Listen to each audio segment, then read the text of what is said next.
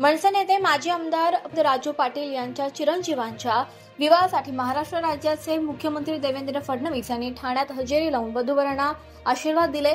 यावेळी आमदार शिवाजी पाटील, निरंजन डावखरे यांच्या असमवे अनेक मान्यवर उपस्थित होते। केंद्रीय मंत्री खासदार नारायण राणे यांनी वधूवरांना शुभाशीर्वाद दिले।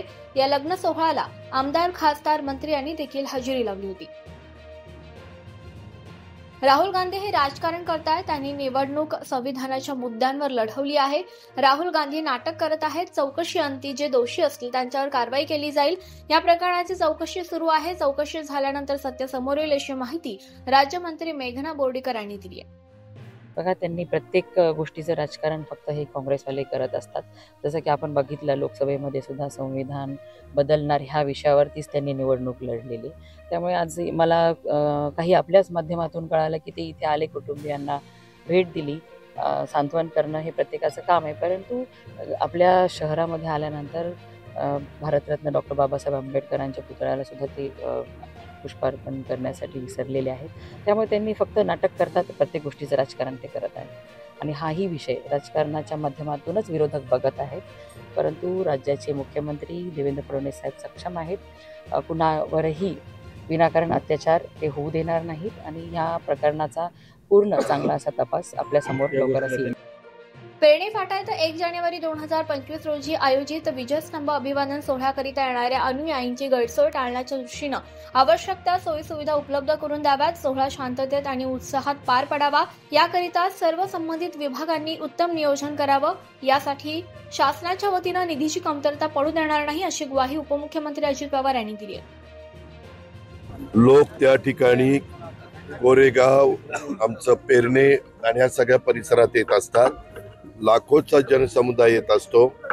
जसं आम्ही आषाढी एकादशीला दर्शनाच्या करता, पांडुरंगाचं दर्शन घेण्याच्या करता समाज जमतो, चैत्यभूमीचा दर्शनाला 6 डिसेंबरला समाज जमतो, तशा पद्धतीनं इथंही 1 जानेवारीला समाज जमतो।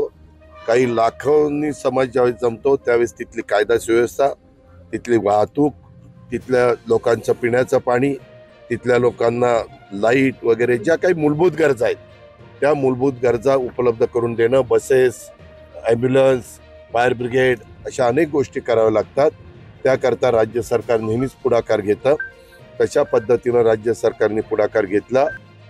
बीडच्या मसाजोग येथील संतोष देशमुख खून प्रकरणात तपास करण्याबाबत नागपूर येथील अधिवेशनामध्ये मुख्यमंत्र्यांनी जाहीर केलं की जे कोण आरोपी असतील त्याला सोडलं जाणार नाही, पण जो मूळ आरोपी आहे, जो मास्टरमाइंड आहे, तो वाल्मिकी कराड, त्याच्यावर खंडणीचा गुन्हा दाखल झालाय। त्याला खून प्रकरणात 6 आरोपी करावा अशी आमची मागणी आहे, मात्र त्याला अद्याप अटक झालेली नाहीये, त्यामुळे रोष आहे। येत्या 28 तारखेपर्यंत या प्रकरणात कारवाई झाली नाही तर बीड येथे डॉक्टर बाबासाहेब आंबेडकर पुतळा येथून पोलीस अधीक्षक कार्यालयावर मोर्चा काढला जाईल आणि याची माहिती आमदार संदीप क्षीरसागर यांनी दिली आहे। बीडमध्ये आयोजित सर्वपक्षीय बैठकीनंतर संदीप क्षीरसागर यांनी माध्यमांशी संवाद साधला।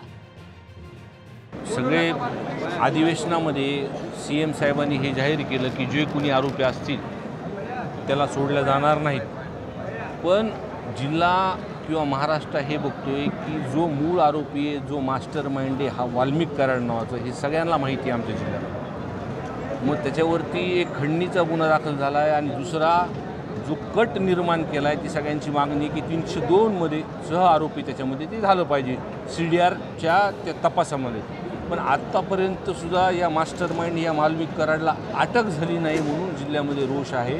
त्यामुळं आज सर्व जिल्हाकरांची मागणी होती, आज सर्व पक्षीय लोक, सर्व संघटना, व्यापारी, हे सगळेच लोक आज इथं जमले होते आणि त्यांच्या मनामध्ये आहे की येणाऱ्या 28 तारखेला जो अटक जर झाली नाही आणि 302 मध्ये जर आरोपी केलं नाही तर 28 तारखेला सर्व जिल्ह्यातून लोक बीड येथे येणार आहेत।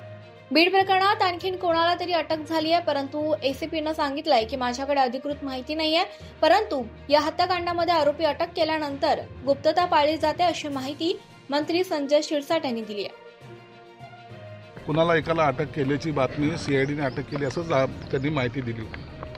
ती खरी का खोटी हे कन्फर्म करण्यासाठी मी SP-ना फोन लावला, परंतु SP-ने सुद्धा सांगितलं की त्याची अधिकृत माहिती माझ्याकडे आलेली नाही। मी सुद्धा त्याचा पाठपुरावा करतोय, कारण की ह्या हत्याकांडच म्हणलं पाहिजे. याच्यामध्ये अनेक एजन्सी पोलिसांच्या मार्फतसुद्धा इन्व्हॉल्व केलेले आहेत. म्हणून आरोपीची अटक केल्यानंतर गुप्तता पाळणंसुद्धा होऊ शकतं किंवा त्याला अटक केली की नाही याचा आणखी दुजोरा जोपर्यंत अधिकृतपणे जाहीर करत नाही तोपर्यंत त्याच्यावर भाष्य करता येणार नाही.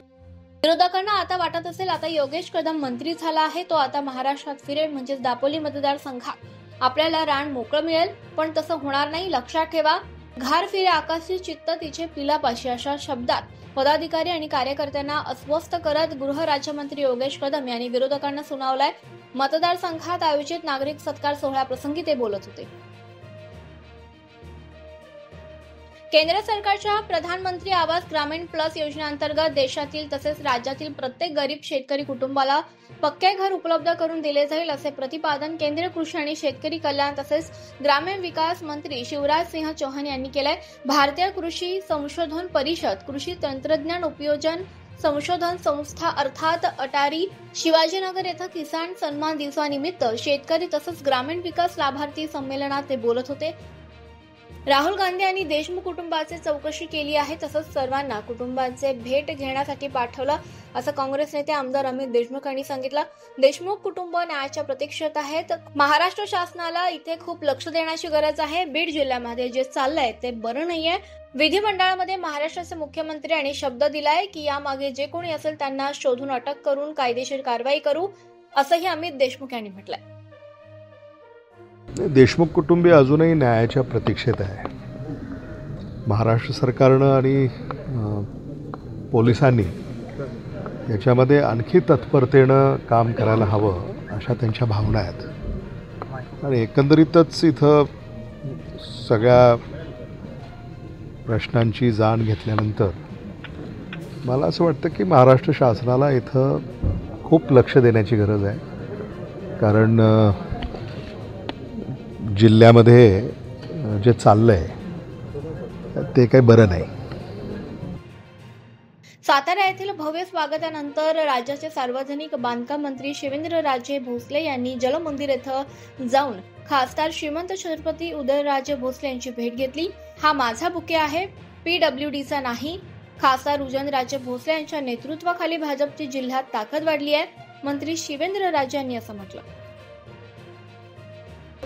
मंत्रिपदाचं शपथविधी आणि खातेवाटप झाल्यापासून खासदार छत्रपती उदयनराजे हे दिल्लीला होते अधिवेशनाला आणि आमचं फोनवरनं बोलणं होत होतं, पण समक्ष भेट आमची दोघांची नव्हती. असे आले आणि आता कालच सार्वजनिक बांधकाम विभागाची जबाबदारी ही माझ्यावर देवेंद्रजींनी दिली. आज उदयनराजेंना भेटण्यासाठी आणि त्यांनी जी भूमिका घेतली की जिल्ह्यामध्ये मंत्रिपदाच्या याच्यामध्ये मला यावेळची संधी भारतीय जनता पार्टीकडनं मिळाली पाहिजे. ते असतील, मनोजदादा असतील, अतुलबाबा असतील आणि सर्वच भरत पाटील आमचे जिल्ह्यातील सर्वच पदाधिकारी सगळ्यांनीच वेगवेगळ्या पद्धतीनं देवेंद्रजींना भेटून आपापल्या इच्छा व्यक्त केल्या आणि आज माझ्यावर जबाबदारी दिली. आज तसं बघितलं तर मोठी जबाबदारी आहे आणि लोकांच्या अपेक्षा वाढल्यात आणि नक्कीच मी मागं सुद्धा इलेक्शन आपलं विधानसभेचं झाल्यानंतर मी बोललो होतो की ही आता सातारा जिल्ह्याची नवीन सुरुवात आहे.